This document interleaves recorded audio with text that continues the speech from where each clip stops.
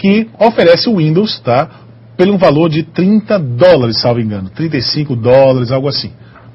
Aí, pô, David, mas ainda é mais caro, né? Porque eu vou pagar $30 e no Linux lá não vou pagar nada. Sim, você não vai pagar nada, mas quem é que vai te ensinar a mexer com Linux? Se você tiver numa empresinha lá, quem é que vai te ensinar os seus funcionários a mexer com Linux? E os programas para rodar Linux, você vai conseguir todos eles? Ah, eu consigo todos eles, mas serão tão eficientes quanto o Office? Serão tão eficientes como uma ferramenta como o Access, por exemplo, da Microsoft? Enfim, então depende das suas escolhas, tá? Depende da natureza do seu negócio e da política de gestão da tecnologia da informação da sua empresa. Perfeito? Então, muitas vezes, o barato sai caro. Não estou aqui fazendo nem contra-propaganda ao software livre, nem propaganda a favor do software livre. Tá? Nós aqui somos bastante imparciais com relação a essa política de mercado de software. Tá? Mas não é interessante que nossos alunos, vocês que serão profissionais mais tarde, técnicos em administração, é importante afastar o ceticismo e também o fanatismo. Né? Eu queria chamar a atenção que no mundo do software livre existem os xiitas. Tá? O que são os xiitas? São profissionais que normalmente usam barba, óculos, fundo de garrafa e camisas pretas. Tô brincando, nada a ver, tá certo? Sem rotular ninguém aqui, porque realmente as pessoas que eu conheço fazem isso. Mas são pessoas de universidade, pessoas bem cabeça, né? Que eles dão, o negócio é software livre. Dá dinheiro à Microsoft, enriquecer o Bill Gates. Então esse discurso, gente, é um discurso político, tá? Quando se trata de empresa, se trata de mercado, né? Quando se está no mercado para competir, você tem que levar em consideração a eficiência da sua empresa. Então, sem essa de idealismo, né? Porque a minha bandeira é para o software livre, eu sou pinguim até morrer. Não existe. Há uma tendência muito grande dos profissionais de informática, né? Vocês não são, mas existe uma tendência muito grande dos profissionais de informática penderem muito para o mundo do software livre. Tá? Uma coisa importante, é muito difícil você conseguir, por exemplo, um programador, tá? Um desenvolvedor de software, ok, para o mundo de software livre. Tá? É difícil. Você não tem certificações. Até existe o LPI, por exemplo, que é uma certificação Linux, mas são poucas no mercado. Né? É difícil você conseguir profissionais. É difícil você conseguir treinamentos, tá? Com abundância, como você consegue, por exemplo, no mundo de software proprietário, como Microsoft, Oracle, etc. Então, na hora de contratar, na hora de desenvolver, na hora de implantar, pense duas vezes. O que é mais barato e o que é mais eficaz para a minha empresa. Okay? Não necessariamente aquilo que é de graça é o que presta. Tá? E, como o ditado diz, geralmente o que é de graça, absolutamente de graça, não presta. Né? Tá certo? Ou seja, é bom sempre balizar o que é mais importante. Ana, alguma réplica sobre isso? Não, nenhum, professor. Até agora tudo tranquilo. Então vamos lá. Não respondida a pergunta, vamos continuar aqui, Billy, com o slide. Se você vai para caminhar para implantar uma ferramenta Office da sua empresa, tá?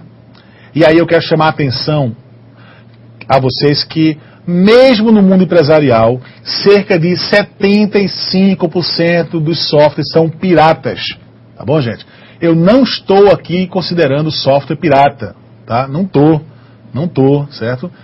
Você não pode entrar no mercado de trabalho pensando em desenvolver implantar tecnologia da informação e comunicação na empresa que você vai trabalhar, desconsiderando a questão da regularização do software, do licenciamento do software. Não dá para você ser um profissional sério sem pensar na legalidade. Não dá mesmo. E aí vocês vão ter mais tarde disciplinas da área de legislação, né? Tem um módulo aqui só sobre legislação, onde vocês vão estudar com bastante afinco essa questão do licenciamento de software. Mas eu já adianto a vocês que não cabe mais no mundo globalizado pensar em desenvolver qualquer coisa baseado em pirataria, baseado em fraudes, porque você usar software pirata, recomendar que a sua empresa pirateie software, na verdade é uma fraude tão pesada quanto você desviar dinheiro da empresa, certo? Então não é por aí, tá? Não estou aqui dizendo, dando uma de santo, que você vai ter que sair caçando pirata na empresa, não é por aí. Mas você não pode apresentar um projeto para a sua empresa, porque você trabalha, tá, implantando uma rede, implantando um sistema baseado em software pirata. Então, corram disso aí, porque é um barato que sai caro. E veja, pela lei de software, vocês vão estudar mais tarde, alguns já estudaram, pela lei de software, Cada software pirata apreendido, a multa é de 3.000 vezes o valor do software. Imagina. Então, se o software custa $100, tá? Estamos falando de quanto? De 3 milhões de dólares, é isso? Ou 300 mil dólares? Estou rindo de conta hoje. 100 vezes 3 mil dá... Dá quanto? Billy, me ajuda. Dá 300 mil, né? 300 mil dólares. Já pensou o que é isso? 300 mil dólares é um preço de um apartamento de luxo. Você vai pagar por ter copiado um software de $100. Claro que, né, a indústria não consegue ter musculatura para fiscalizar isso de forma muito voraz, né? Mas isso não nos alenta, né, em continuar sendo omissos com relação à pirataria. A pirataria é uma questão grave e a gente não pode, né, ser cúmplice dessa prática, tá bom, gente? Então, ferramenta Office, você tem duas opções. Se você não quer ser pirata, ou você utiliza o Microsoft Office, que é o mais usado, né? Não estou dizendo que só tem ele, tem várias ferramentas Office, tem da Lotus, tem da IBM, tem da Adobe, tem vários. Mas o mais usado é o Microsoft Office. Ou se você não quer pagar licença de software, você vai usar o OpenOffice, que é o mais utilizado no mundo free, no mundo de software livre. Aí sim, você vai estar 100% legal, ou de uma forma ou de outra, tá? Usar o Office da Microsoft sem pagar a licença Microsoft é ser pirata, não é por aí que você vai conseguir ter sucesso profissional. Ok, gente? Software de comunicação. Aí nós vamos dar um exemplo aqui do Microsoft Outlook, se você quer pagar por isso, ou se você não quer pagar por isso, você tem aí, na verdade, não é um software, é um serviço da Google, chamado Google Docs, tá pequenininho aqui, não dá para ver direito, mas é o Google Docs que eu estou falando aqui, que é uma ferramenta da Google que reproduz as ferramentas básicas do Office, né? Tem o processador de textos, né? O Word Doc, né? Tem a planilha eletrônica, tem gerador de slide, tem gerenciador de e-mail, que é o Gmail, né? É isso? Então você tem também a Google, oferece várias opções. E claro que existem outros também. Você tem o UOL, você tem o Yahoo, vários serviços da web que oferecem também essas ferramentas, tá bom? Quando se parte para banco de dados, aí a brincadeira fica mais pesada, viu? Então a gente está falando até aqui de software da faixa de $100, $200, né? Quando você parte para gerenciador de banco de dados, e veja que eu não estou aqui falando sobre as ferramentas gráficas, tá? Que seria um quinto item aí, tá? Vou parar por aqui. Então, o sistema gerenciador de banco de dados, se você for para o mundo proprietário, os melhores e mais usados são o Oracle, né? Que é o de mais alto nível, né? Mais pesado para aplicações que mexem com mais de 1 milhão até 1 bilhão de registros. E você tem o Microsoft SQL Server, que é, digamos, o porta small business, né? Ou seja, negócios pequenos, tá? E tem preço também para negócios pequenos. Mas se você não quer pagar por isso, e realmente custa caro, né?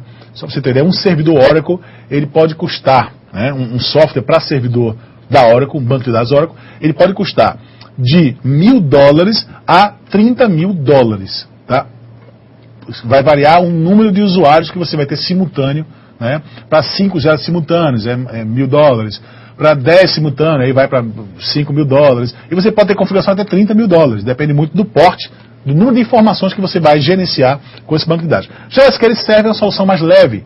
Você pode ter custos aí de $400 a $5.000, né? Mas se você não quer pagar por isso e quer ter um bom banco de dados, eu recomendaria o Postgre. O PostgreSQL, esse do elefantinho aqui, viu? O Postgre. O Postgre, né, o Postgre, como queiram, o Postgre, né, os que não sabem pronunciar em inglês, é um banco de dados tão parrudo quanto o Oracle, tá? Inclusive ele usa o mesmo engenho do Oracle, só que ele é free, ele não custa nada. Só que é muito difícil, mas muito difícil você conseguir suporte, conseguir profissionais que consigam dar suporte no Postgre. E se você não quer um banco de dados tão parrudo, mas quer um banco de dados free, tem aqui o MySQL. Então, gente, vocês estão vendo aqui um compêndio de soluções empresariais, tá? Se você for para software proprietário, você tem aí um custo de propriedade que pode variar aí, uma empresa pequena com 10 computadores, estamos falando de um investimento aí de cerca de R$30 mil só de licença de software, tá? E se você for passar para o mundo free, mundo livre, você vai ter um custo total de propriedade de R$0, porém você vai ter um pouco mais de dor de cabeça na contratação de mão de obra para dar suporte, implantar, dar treinamento, enfim, tá? Então, fazer conta para ver o que é mais vantagem. Ana, temos alguma dúvida? Não, professor, nenhuma dúvida mais. Nenhuma? Então vamos lá. ERP, gente, eu sei que vocês acabaram de ver isso, mas eu vou fazer uma pequena recapitulação para a gente sacar um pouquinho, né? Relembrar um pouquinho o conceito, né, dos ERPs da vida, tá bom? Primeiro, ERP significa o quê?